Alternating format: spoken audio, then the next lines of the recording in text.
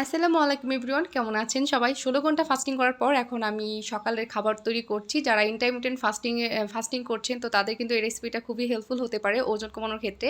Height অনুযায়ী যাদের ওজন ১০ কেজি, ১৫ কেজি, ২০ কেজি বা ২৫ কেজি যাদের ওজন বেড়ে গিয়েছে এইভাবে, তো তাদের হচ্ছে সবথেকে ভালো হয় আইএফ ডায়েটটা ফলো করার জন্য। এটা খুবই ভালো একটা ডায়েট। অনেকেই ভাবেন যে আইএফ ডায়েট কি নাকি? আইএফ ডায়েটের পূর্ণরূপ হচ্ছে ইন্টারমিটেন্ট ফাস্টিং। আর ইন্টারমিটেন্ট ফাস্টিং হচ্ছে কোনো ডায়েট না, এটা হচ্ছে একটা টাইম মেইনটেইন।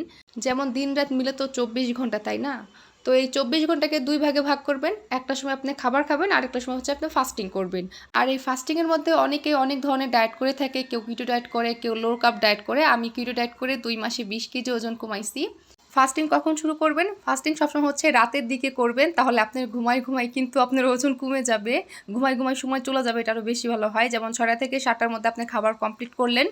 আর সকালের খাবার হচ্ছে আপনি ১০টা কিংবা ১০:৩০টার মধ্যে কমপ্লিট করলেন। এখানে হচ্ছে আমি ১৬ ঘন্টা ফাস্টিং করছি। আপনার যেহেতু নতুন, আপনার ১২ ঘন্টাও করতে পারেন অথবা ১৪ ঘন্টা করতে পারেন। কিন্তু সবথেকে ভালো হয় ১৪ ঘন্টা ফাস্টিং করলে।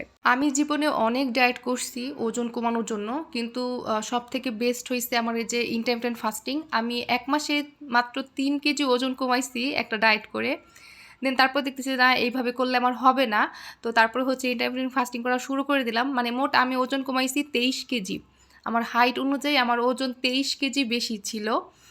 যাই হোক, আলহামদুলিল্লাহ এখন অনেক সুস্থ আছি, ভালো আছি। তো যারা নাকি ওজন কমাতে চান তাদেরকে বলবো যে ইন্টারমিটেন্ট ফাস্টিং করার জন্য এটা অনেক ভালো একটা ডায়েট। অনেকেই আছেন ফাস্টিং সম্পর্কে ভালো মতো কোনো কিছু না জেনে এসে উল্টা কমেন্ট করেন। তো তাদেরকে বলবো ইন্টারমিটেন্ট ফাস্টিংয়ের উপর একটু স্টাডি করার জন্য, তাহলে আপনারা হয়তো ভালো মতোই বুঝতে পারবেন। তো চিট ডের পর আমি হচ্ছে ২ দিন ফাস্টিং করি। আজকে আমার ফাস্টিং ছিল, তাই ভাবলাম যে ভিডিওটা আপনাদের সাথে শেয়ার করি, যদি আপনাদের কাজে লাগতে পারে। আমার প্রতিদিনের রুটিন হচ্ছে সকালবেলা ঘুম থেকে উঠে নর্মাল পানি খাবো ১ গ্লাস। দেন তারপরে হচ্ছে ১ ঘন্টা মর্নিং ওয়ার্কআউট শেষ করব, চিয়া সিডের পানি খাবো। দেন তারপরে হচ্ছে সকালের নাস্তা প্রতিদিন আমি ৯টা থেকে ৯:৩০টার মধ্যে করি। কিন্তু আজকে যেহেতু আমি মানে ১৬ ঘন্টা ফাস্টিং করছি, এই জন্য হচ্ছে ১০:৩০টার দিকে আমি নাস্তাটা করতেছি।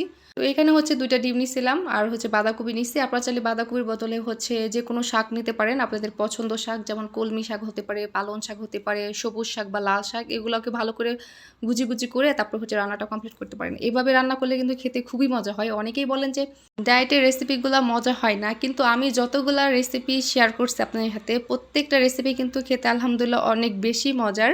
আর ডায়েটের খাবারগুলো কিন্তু দেখতে অনেক সুন্দর হয়, কালারফুল হয়, প্লাস খেতেও কিন্তু অনেক বেশি মজা হয়। অবশ্যই কিন্তু এই রেসিপিটা ট্রাই করতে পারেন যারা নাকি ওজন কমাতে চাচ্ছেন। আবার অনেকেই বলেন যে ওজন কমছে না, ওজন লক হয়ে যাচ্ছে। তো তাদেরকে বলবো যে ফাস্টিং করার জন্য অথবা রোজা রাখার জন্য। রোজা রাখলে বা ফাস্টিং করলে আপনি দেখবেন যে ওজন মানে কমতে শুরু করছে। তারপরে আরও অনেক বিভিন্ন ধরনের কারণ হতে পারে, যেমন আপনি যদি রাতে ঠিকমতো না ঘুমান, বেশি টেনশন করেন, এই কারণগুলোও কিন্তু হতে পারে।